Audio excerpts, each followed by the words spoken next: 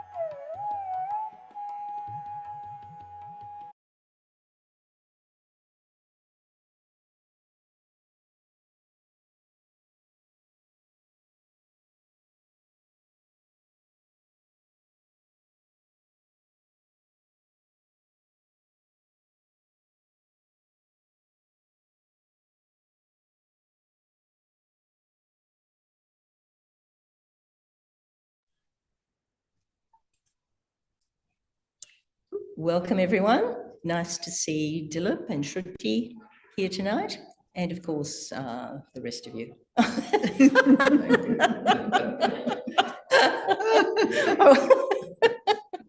I could make a whole long list of names, but I'm also pleased that we have some people online as well. Welcome. As usual, we will catch everyone up with what is Sahaja Yoga and go through realization for our first meditation. We'll also talk a little bit about the different sides of our nature, the past and the future and the present where we want to be. Just admitting someone, do come in. And we'll go through self-realization, which is, I think we explained, Shruti, what that is. And if you're new online, you'll definitely find out very soon. And we've got this fantastic video of Shri Mataji, the founder of Sahaja Yoga, which is where we get all our information. So I've seen this video quite a few times and still I get new information from it. So it is about a 40-minute talk in Madras in 1991. John, I don't know if you were there. But tonight we'll watch about 20 minutes of it. So we've got a substantial chunk of video to watch.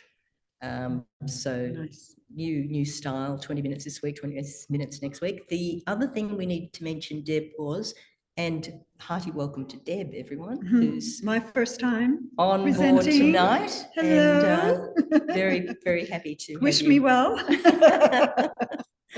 What was I about to say that I lost my train of thought? Yeah. you were introducing me. And saying, yes. So I think you were going to say that I was going to do something. Yes, Deb's going to present us some information about the subtle system. And for now, we will, I'm sure there was something else I was going to do. But anyway, let us, Deb, why don't you tell us a little bit about this subtle energy system? The subtle energy system. I'll keep admitting people. Okay. So I'll share it with the online people. Yeah. This the chart, which is good for you to be able to see. Yeah. And here we go. There it is. Just take us out of the way. All right. So everyone else can see the chart. Yeah. Here, but online are watching an online so version. what you're seeing online is our subtle body. This is the body of it's a energetic subtle system, and it sits behind all of our plexuses in the body, so behind all the nerves, and it actually gives the energy to the nerves. It keeps, or the plexuses, and it keeps our bodies healthy. And what happens is we are, in our daily lives, we actually are not connected to our subtle system until our Kundalini is awakened, and our Kundalini rests at the bottom. There's a coiled energy in a triangle. The triangle is very sacred. The Greeks knew it was sacred, and they called it the sacrum bone. That bone has got an energy inside of it, which is lying dormant, and we all have that energy within us. It's a reflection of the energy that created the universe, and it's lying there, and it's waiting to be awakened. And that's what we're going to do tonight. We're going to awaken our Kundalini energy. And when this becomes awakened, it will travel up the Sushumna Nadi, the middle central channel there, and it will connect. It'll go through every chakra, and it will pierce the fontanelle area, which is the soft bone at the top of the head when we're a baby, and it will connect to the all-pervading energy the energy that created the universe. It's a universal energy. Once that's awakened, then our whole subtle system becomes known to us. It will be giving us feedback as to how our chakra system, our energy centers are, what kind of state they're in. So in the everyday normal scheme of things, we are on the right channel, which is the yellow channel there. We are acting on the right channel, and this channel goes up to the top of the head and creates a balloon known as the ego, and it's the doer, it's the thinker. And it gets overactive, and it's hard sometimes to go beyond it and to settle down. And then on the left-hand side, underneath the sacrum bone, we have the second energy channel. It's our moon channel, if you like. The right side channel with the yellow one was our sun channel. This is our moon channel. This is the channel that where all of our past thoughts and actions collect. And when they, after some time, they get established in us, and they create a balloon on the other side of the head. So we've got our ego and our superego, and these things kind of block us off from and keep us in the body and in the material world. But once our Kundalini rises, which goes straight up the central channel, it can then break through and open a space between the ego and the superego, and connect us to that universal energy, that energy that created the universe. Once that's awakened, then this whole subtle system becomes known to us through feelings on our fingertips and on our hands, which correlate to the energy centers in our body. So what we want to do is, instead of being in the right channel, in the sun channel, running around and doing things, and then flopping into the left channel and feeling exhausted, what we want to do is maintain ourselves in the central channel. And we can do that by awakening the Kundalini, and then the energy can be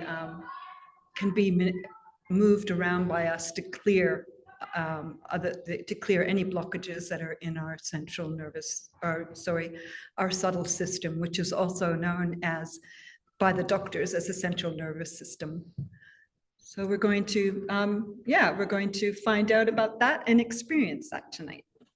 So what we'll do is let's get our self-realization. So we'll do that and try not to think about it. We'll say a few affirmations, ask a few questions, and then get out of our minds. Literally. Mm-hmm. So I will share again for those online this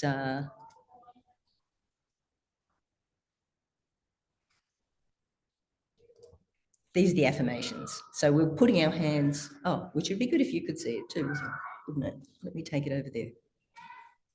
4. I'll just take it over here. Oh, maybe I won't. Doesn't want to go there. Okay. I'll show you what we're doing.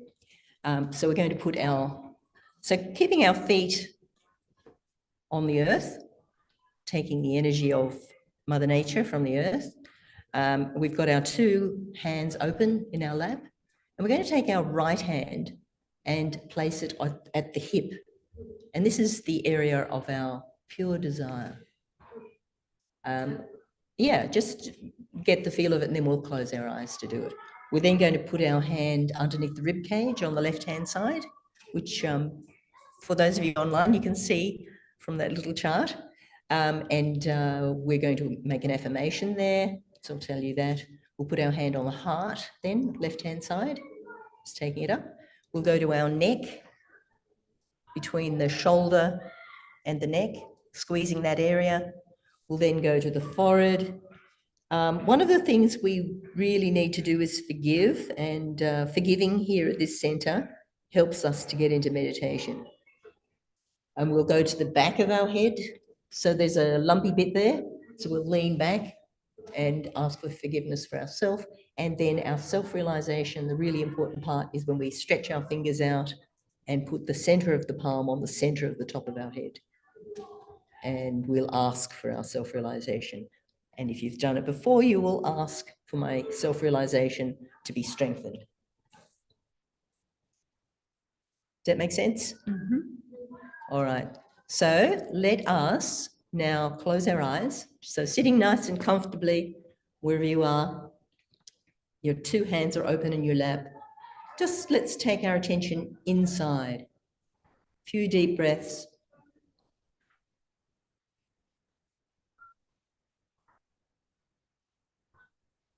So just see how you are.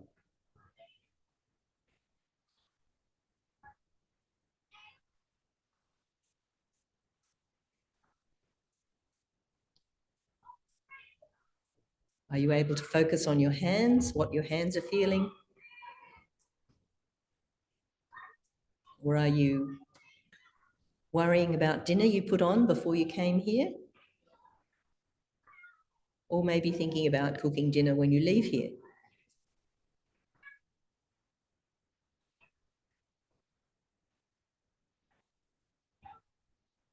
So a few more deep breaths.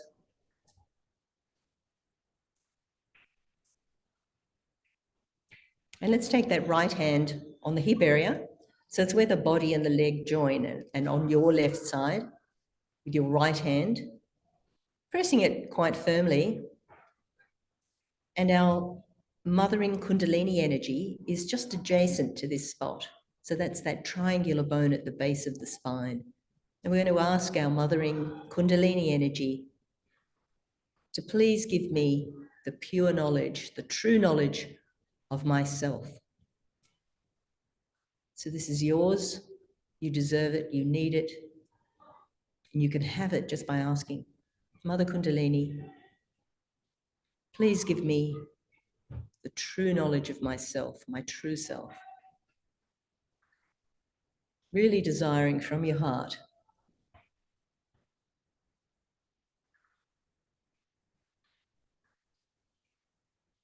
So on each of those in-breaths, just feel your heart.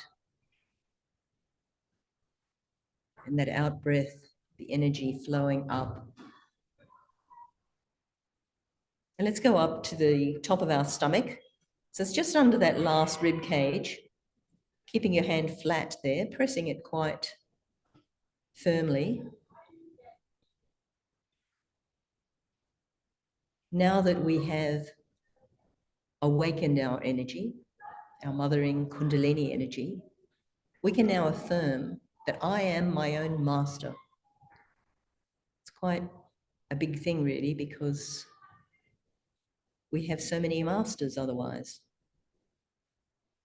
We listen to our peer group, we listen to social media, we think we should do this, we think we should do that. But when we have our own connection to our own power, to evolve, to be the spirit, we can know definitely what is in our own best interests. So literally, if it feels cool and nice, if it feels good, it is good. If it doesn't feel good, it's not good. And that's our evolutionary step, that we're going to feel what's right for us. I am my own guru. Just say that a few more times. Mother Kundalini, I am my own guru. I am my own master. Just whichever word resonates with you the best. I am my own master. I am my own guru.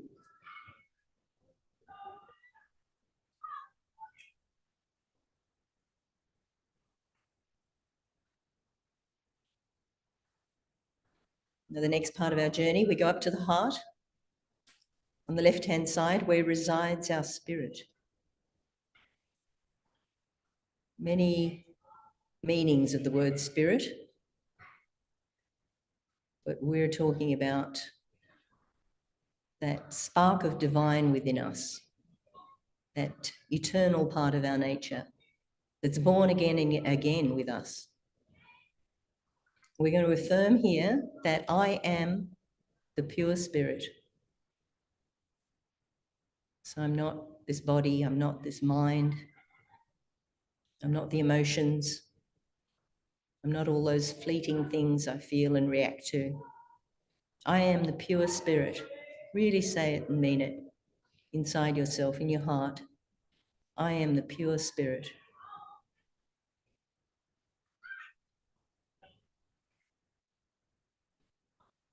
Still breathing. Feeling the magnanimity of this statement. I am the pure spirit.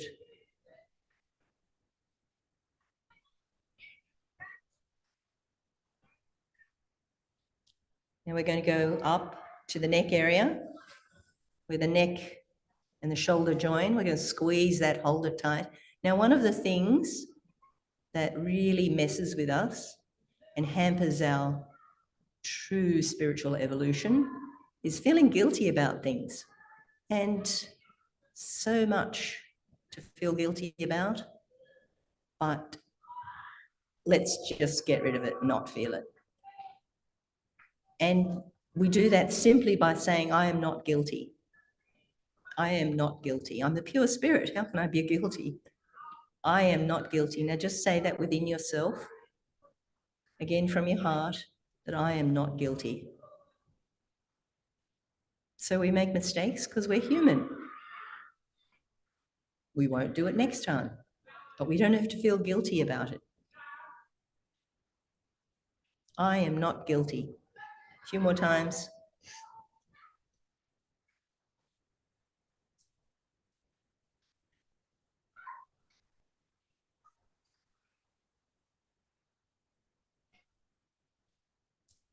So that was one condition, not to feel guilty. And now we're going to forgive.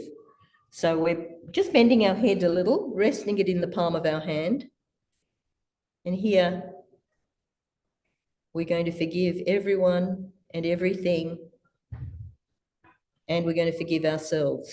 Not thinking of anything in particular, but in general, we're saying to ourselves, feeling it from our heart, I forgive everyone and I forgive myself.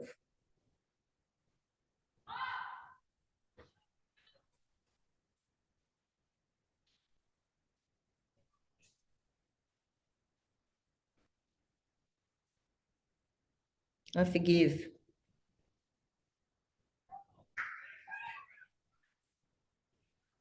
And let's do from the behind part. So we're just putting our hand at the back of our head, that lumpy bit, tipping our head up. And we're saying to our Mother Kundalini, to the divine energy all around, Mother, if I've made any mistakes against my spirit, please forgive me. If I've made any mistakes, knowingly or unknowingly, please forgive me.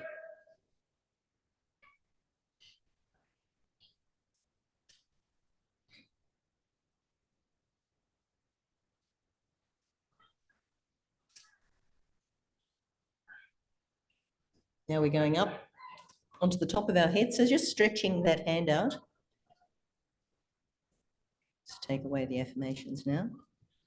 So stretching the palm out, placing it on that center of the top of your head, pressing down and just rotating, massaging that little bit of scalp there, which is the Sahasrara, the 1,000-petaled lotus. And we're either asking, Mother Kundalini, please give me my self-realization. So if it's your first time, we're asking, Mother, please give me my self-realization. It's really desiring from your heart. And if you have done it before, still it's good to do. And you can add on that, Mother, please strengthen and establish my self-realization. Really desiring from your heart. And you're going to moving that scalp in a clockwise direction, approximately. And now let's just let that hand rise up. You will feel a slight breeze coming out of the top of your head. So it may be warm initially, but it'll go cool. And certainly if you've done this a few times before, you should be feeling just a slight gentle breeze coming out of the top of your head. And that's your mothering energy, giving you your self-realization. So just keeping attention wherever you can feel it, even if you're just not sure, but it might be there. Keep your attention there. Let's swap hands. Bring the right hand down on your lap. Take the left hand up. So you can keep it close and take it up a little bit. Just move it forward and back, side to side. You can really feel a difference, that subtle flow. That's where your meditation will happen. So just keeping attention there for a minute. 2 hands on your lap, open. Again, still breathing.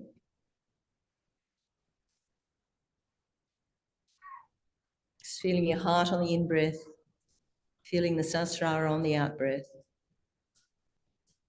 The Sahasrara above the limbic area.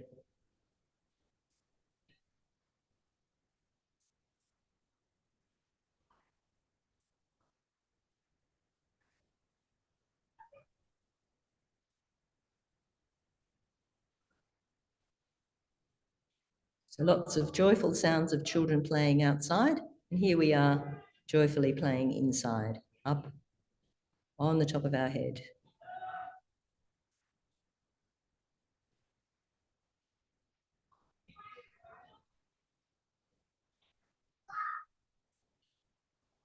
So just hold the hands up a little bit.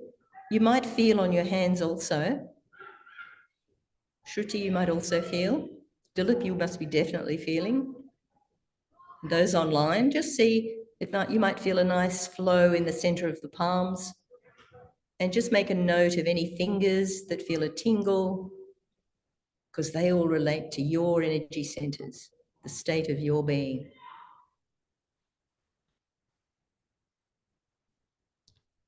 Just bringing the hands down, just slowly opening your eyes. We will continue our meditation after we see a lovely talk from Shri Mataji.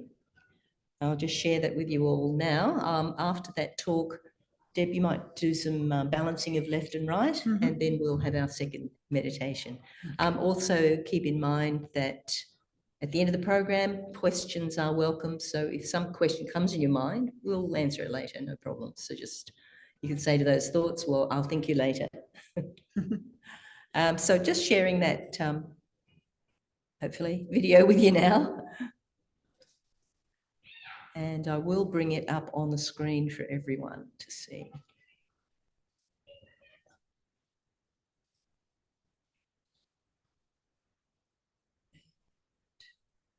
Share. Hopefully you're all seeing that. That's off.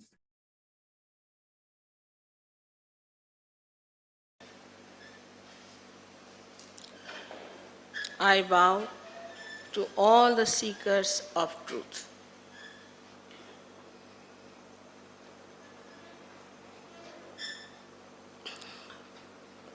Yesterday, at the very outset, I told you that truth is what it is. If we have not found the truth, we should be humble and honest about it, because truth is for our benevolence. For the benevolence of our city, of our society, of our country, and of the whole universe. This is a very special time you are all born, where people have to get their self-realization. This is the resurrection time as described in the Bible, is the time of Qiyamah as described by Muhammad Sahib. This is a very special time when Nala, as you know, Nala Damayanti Akhyan, Nala was faced with Kali. He got very angry with Kali and said that you have destroyed my family, you have destroyed my peace, and you put people into Brahm, into illusions. So I better kill you.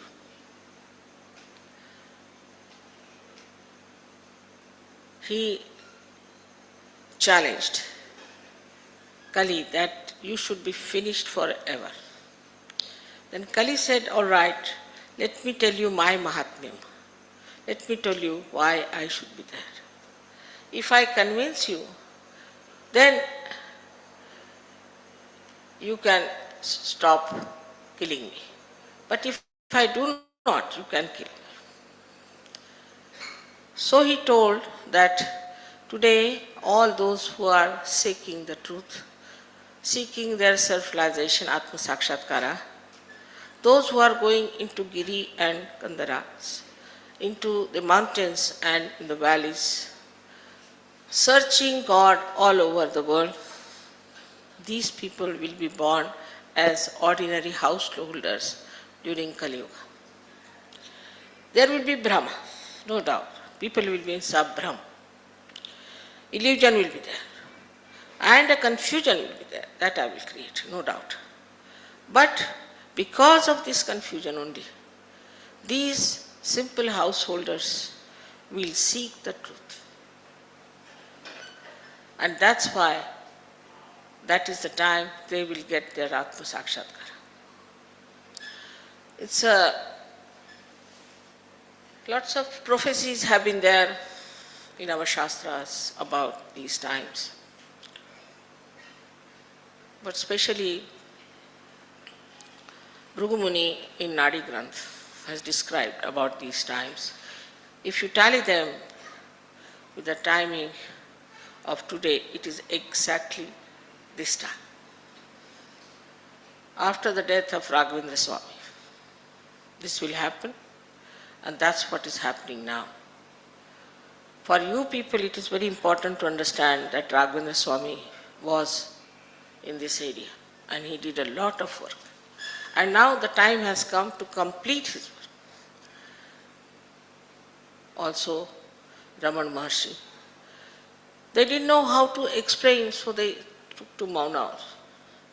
People like Ganeshwara at the age of 23 writing such wonderful things. Like Amrutanubhav is a book, I think the last word on spirituality. They had to get into samadhis at such a young age of 23 years. Because nobody tried to understand. So much of ritualism, so much of conditioning, so much of reading, that nobody wanted to know what they were talking. Everybody thought we know everything. And that's how this kind of a satisfaction that they had. Kabira has said, "Kaise samajhaun sab jagandha." How am I to explain? The whole world is blind. But this is what we have to achieve in our evolution. This is what we have to jump into. To become the spirit is told by all the scriptures. Not only India, everywhere. If you take Tao, if you take Zen, if you go to the Jewish or to the Christian philosophies or to the Islamic, everywhere it is said that you have to become yourself. You have to have self-knowledge. Of course, anybody said like that, those people who are in charge of religion, at the helm of affairs, making money or creating power out of it, people using religion for power or money. They didn't like it, so they said they are heretics. This is blasphemy.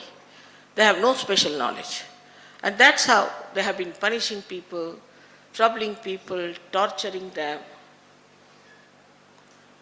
But the time has come now for all the seekers to get their self-realization, Atma Sakshatkara. Yesterday I told you how it works out through Kundalini awakening. About Kundalini, people have written all kinds of nonsensical things which is not true. I am your mother, I am going to tell you truth. I am not going to tell you something false. Even if you don't like it, let me tell you. Because this is for your benevolence, for your good, for your hita. So when the Kundalini rises, she passes through your different centers, which are subtle centers, and nourishes them, pierces through your fontanel bone area, and connects you to the all-pervading power about which we do not know. Then from your hands you feel vibrations which are called as Chaitanya Lahari. Adi Shankaracharya has called it Saundarya Lahari.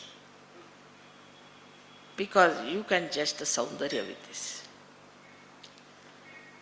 Beautifully he has described. But how much they tortured him? Think of it. Person like Adi Shankaracharya, I don't know what to say. The one who gave such secrets about the mother, such great descriptions. He was tortured for what? What wrong did he do that he should have been tortured? Now we have to stand up with the truth and must say that, Mother, we have to have the truth and nothing else. I told you yesterday that Atma is the reflection of God Almighty in our heart. In these days of scientific conditioning, this is a new type apart from the dharmic. Scientific conditioning in which every scientist thinks that he knows everything. They don't know anything, take it from them. It's absurd. Now you have seen so many scientists coming up and telling you about surgery. They have accepted because they have experimented. I told them that Muladhara chakra, the first chakra, Muladhara, is made of carbon atoms because it is made of Prithvi Tattva. And if you photograph the carbon atom and make a model out of it, and then take photographs, say from left side, you will see the right side, and you will see actually Om written. If you see it from the right side on the left side, you will see a swastika. But if you see from down upward, you will see a cross. There is really, I must tell you, a doctor, Varlikar, he is a very famous doctor. He missed his prize in the Nobel Prize because perhaps he was an Indian. He is the one who experimented with 3-4 other Sahaja Yogi scientists, and they said it is so. It is so. There is such a little knowledge with these scientists because they are seeing things from outside. With Sahaja Yoga, you go from inside. And everybody says the same thing. Because now you see me standing here, wearing a white sari and a red border. Everybody knows, everybody feels. I don't have to tell you, you know it. You see it and you say this is so. But once you get your realization, whatever you feel on your hands is felt by everyone the same. Even if you take 10 children and tie up their eyes, ask them, what is this gentleman suffering from? They don't know if it's a lady or a gentleman, eyes are tied. They'll put, supposing, one finger like this. That means his Vishuddhi is bad. You ask the person, have you got throat trouble? How do you know? We know. Because this finger is Sri Krishna's finger. Sri Krishna's place. This is the throat trouble. It all relates. Mythology is not all absurd. 90% is absolutely what it was. Of course, there are some absurd things that have walked in. But 90% mythology, so-called mythology, is absolutely there.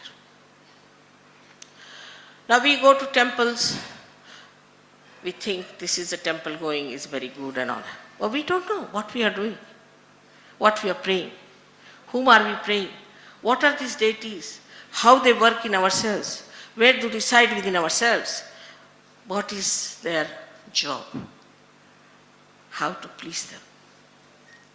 We don't know anything, but you ask these foreigners, they know everything.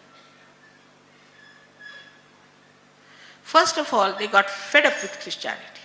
That's one thing. They just got fed up with all the nonsense they found out. They're very intelligent, you can see. And their conditioning was much less. And they started thinking, after all, we don't know why they do like this. Then they were just ready. At that time, we exported lots of fake gurus. Best export is the fake gurus. Thank God we are saved. We are poor, that's a blessing. So lots of fake gurus went there, made a lot of money. And here also we had lots of them. I mean, we are just good at it, creating lots of fake gurus. And they befooled people one after another, made a lot of money. It's all money oriented. In the beginning it was so difficult for me because they all used to come with big gusto to fight me because I said you can't take money in the name of God. That was too much. How can she say you cannot take money? But now it's better. One by one all of them got nicely exposed and more will be exposed. I don't have to tell you about them, they will be exposed one by one. If there is light, all darkness has to go and everything that is there has to be exposed. So everyone feels the same. There's no quarrel about it. Because the Spirit is the reflection of God Almighty, is one God who reflects Sadashiva. Sadashiva, who is a witness to the work of the primordial Mother Adi Shakti, is just witnessing the play, just witnessing. In you, he is witnessing as Atma, but he doesn't come into your attention. He's there. And his attention is only limited because he has not to any way interfere with your freedom. So he keeps to himself, he's just watching. That is the auto. When we say autonomous nervous system, that is the auto. That's the spirit. Now, is the reflection of one Sadashiva. Naturally, all the reflections have to be the same. Their effects have to be the same. Of course, before realization is the reflection on a stone, we can call it, or on a wall, or maybe on some sort of an opaque thing. After realization, you become reflectors, beautiful reflectors, and it reflects you. And everyone reflects the same thing. So the effect of Atma Sakshatkar is the same on every person. That first he starts feeling this cool breeze in his hands, then out of his fontanelle bone area. All of them feel the same way. Then they start feeling these centers and finding out what's wrong. Also, all of them become thoughtlessly aware. First stage, which we call as Nirvichar Samadhi. Instantaneously it works. You may say, Mother, it's very difficult. How does it happen? People had to go to Himalayas. All right, doesn't matter. You don't have to.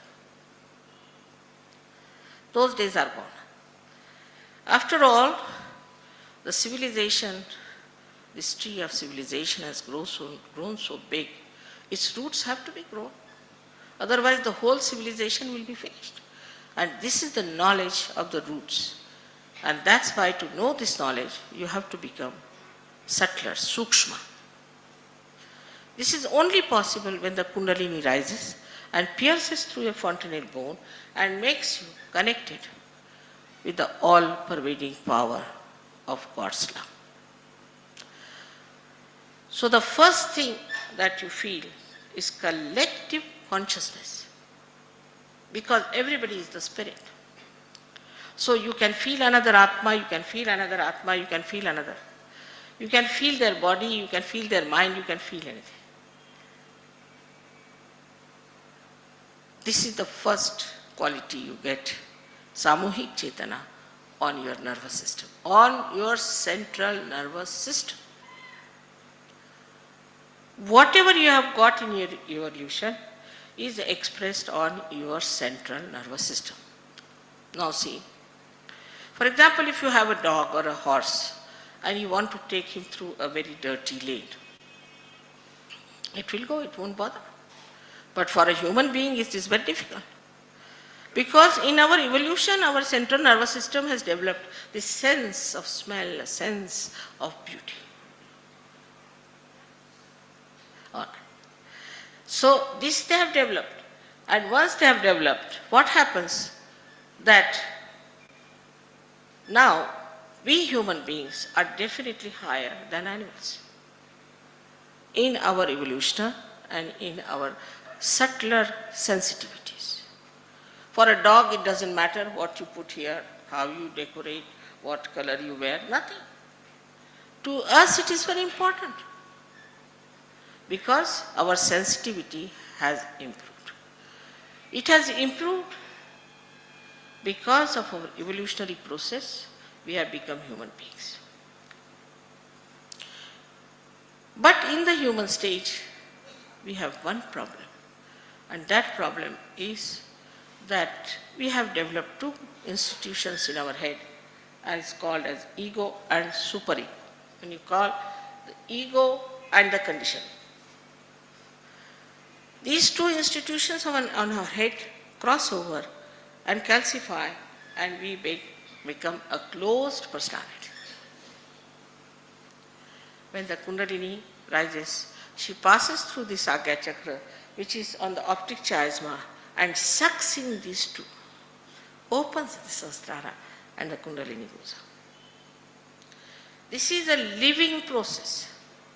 This is not that you can do. Supposing you want to sow a seed, You cannot pull out a primule, the ankura, and push it into the thing. You cannot make the seed sprout. It's a living process of a living God and of a living energy. Please understand, there's a big difference. So, this is working out spontaneously, the rising of the Kundalini. She is your mother. She moves very beautifully without troubling you. She knows her child very well. This is the chance she has to give realization to you. She has loved you all her life, all your lives, and she knows all about you, all your problems. Like a naughty boy you have been. Doesn't matter, she says, this is the chance to give them realization. It is she who comes up well, beautifully, works it out, pierces through. All this happens. But when she touches the Brahmarandra or pierces through the Brahmarandra, then the seat of Sadashiva is here. His reflection here, but the seat is here. These are the pithas in our head, 7 pithas. And the chakras are down here. So when she pierces through that, what we do is actually we have touched the feet of Sadashiva, and that's how in our heart the spirit enters into our attention. When the spirit enters into our attention, we become enlightened. Our attention is enlightened. And this attention is very alert and it knows everything. Sitting down here, you can find out about people what they are doing on the chakras. You will not discuss what clothes they are wearing, how much money they have in the bank, but they will see where are they on their chakras, what's the problem. Sitting here, you can cure them. Sitting here, you can help them. But they have to be one with this all-pervading power. That is important. If they are not, then it takes some time.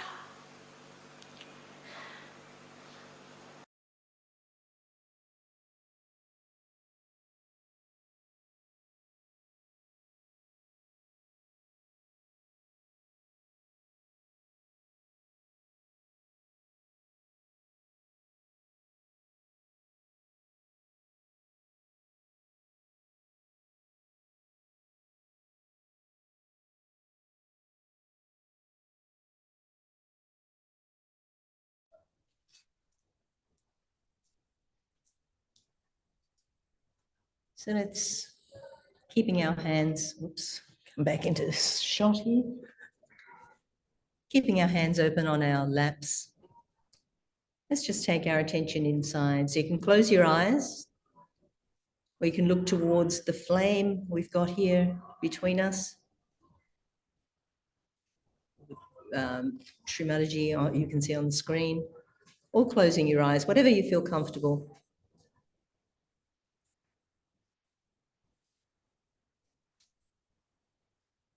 So attention on our breath.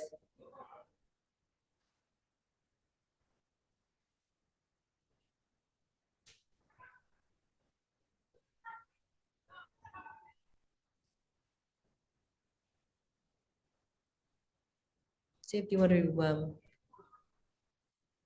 take us through the balancing, putting one hand down to Mother Earth. With our hands just raised slightly above our lap, just put your attention on your hands and see what it is you're feeling. If one hand is heavier than the other, lighter than the other, cooler than the other. Just what's happening with your hands. Take a note, mental note. And now put your hands back on your lap, and we'll do 2 clearing exercises, one for each channel. So first of all, we're going to leave our left hand on our lap, and our right hand, we're just going to put it down towards the ground. And what's going to happen here is all of the excess energy and heat buildup that's in the body on the left channel is just going to drain out of our right hand. We're sitting on the ground, it'll go into the earth. We'll just leave it there for a few moments.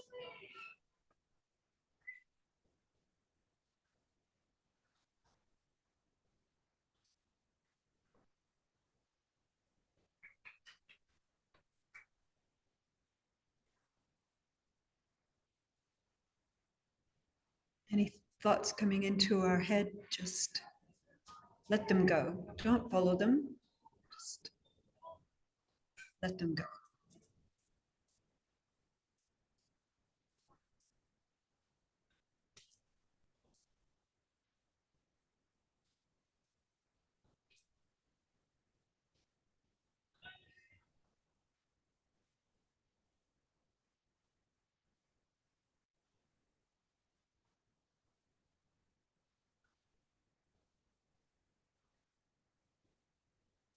Let's try and keep our attention steady at the top of our head.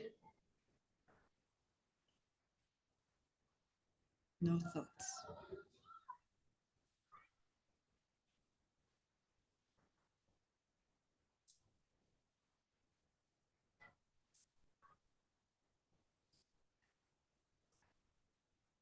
Okay. Now let's bring our right hand back up to our lap. And next we will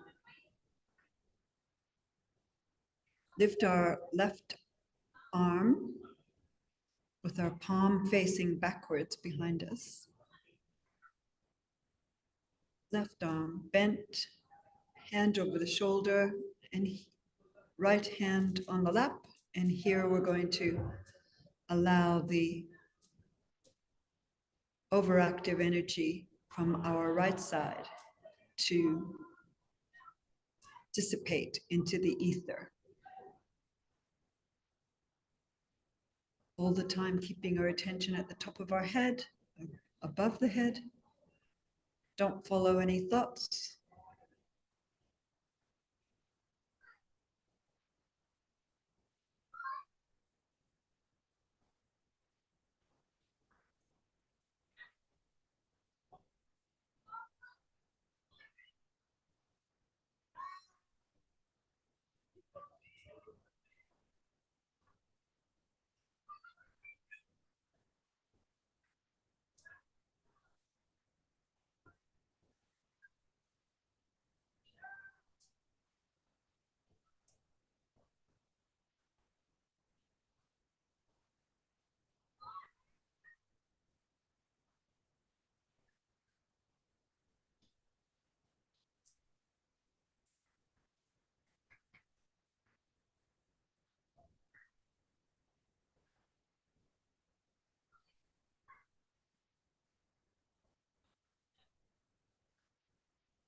Okay, now we can bring our left hand back down onto our lap.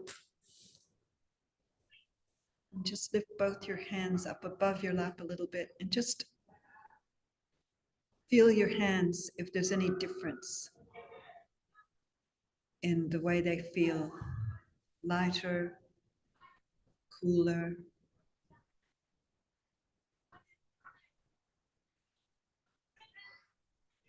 This is a simple exercise. And put our hands back down our laps. This is a simple exercise we can do each time we sit to meditate. We can just clear the excess energy from both the channels.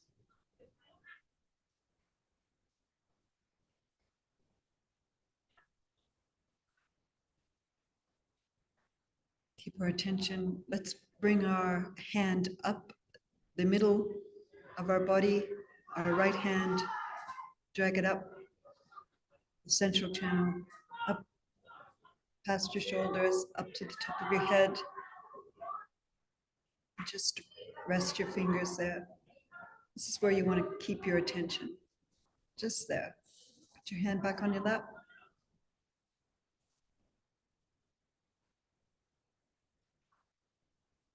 Any thoughts are coming, breathe in. Attention to the top of the head, breathe out. do that a few times if any thoughts are coming. Just keeping our attention on our breath and our breathing.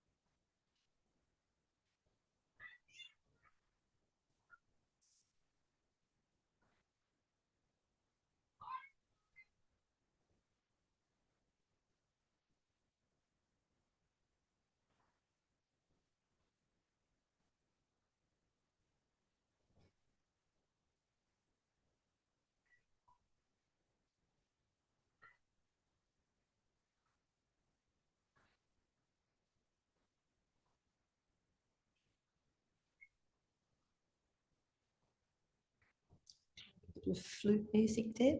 That would be nice. All right, I'll play a bit of that for you all. Just to augment the joyful children's sounds.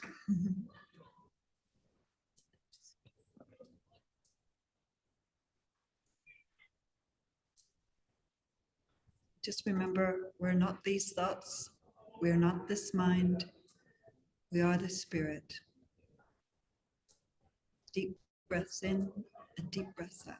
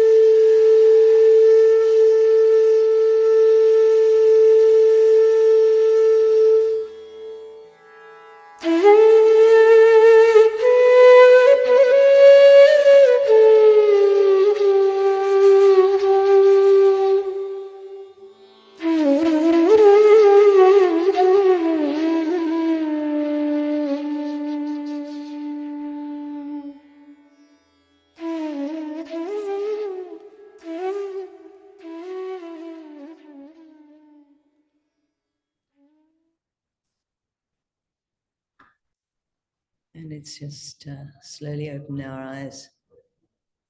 So very nice meditation with you all. Let us finish our meditation as we usually do by raising our Kundalini short form with our hands, left and right hand. The left hand raises up and the right one winds around it. So let's do that. Winding around over the top. We're looking back and tying a knot. So we're expressing our desire to keep our Kundalini up at the Sahasrara. Tie a knot. Shruti, tie a knot. Finish it. Perfect. Second time. So we've got 3 channels. We do it 3 times. The left hand is our desire going up and the busy right side is winding around. 2 knots. And the third time, still the left hand is steady, right hand's getting a run around the left hand. Up to the top, look up and tie 3 knots. So we really want to stay up there. And then now we've got lots of lovely vibrations in our hands and we're going to use those vibrations to give ourselves a protective egg over ourselves. So over and back is 1. We're doing 7, 1 for all of our chakras, over and back 7 times. And it does actually feel quite lovely when you do it. So we're going over and back. Perfect, Shruti, perfect. A few more. You can just feel that increase in intensity of your vibrations when you do that. And I'm sure it's about 7. We make no mistakes, it's okay. Approximately 7. And thank you all for joining online. Thank you, Deb, for joining us for the first time tonight. It's lovely. And we would be very happy for questions. So those of you online, feel free to put a really tricky question in the chat because Deb really likes tricky questions. Okay, Lynn, thanks for that. Dilip, I'm sure you've got a doozy. There's a prize for the best question. No, I'm sure you're all ready to dash off because we took up a lot of your time tonight. I hope you all enjoyed your meditation. What have we got here? Ah, excellent. That is. I have no questions, but great session. Thank you, Tiffany. Very sweet of you. Great. Let me get my arrow back. Excellent. Meenakshi, thank you. Thank you. Thank you, iPhone. iPhone's a regular. We really appreciate iPhone. Thank you, Meenakshi. Thank you, Tiffany. Thanks, everyone. And don't be shy about thinking of a nice question for us for next week. So we've got the second half of that talk for next week. And boy, does it get really deep next week. So, you know, we started at Nivichara. We finished on Nivichara and we're going beyond. Great. So Excellent. So yes. I might phrase that off today. Yes. Yeah, it's such a good talk. Yeah. Yep. Since 1995. 1991, beg your pardon. 1207, 1991. Yeah. It was in December. Yeah. So thank you all. I would love to be here all night, but we must away. Thank you all and look forward to seeing you again next week. Oops, I'm done sharing. Oops, what have I done? Thank you. Okay. We're going to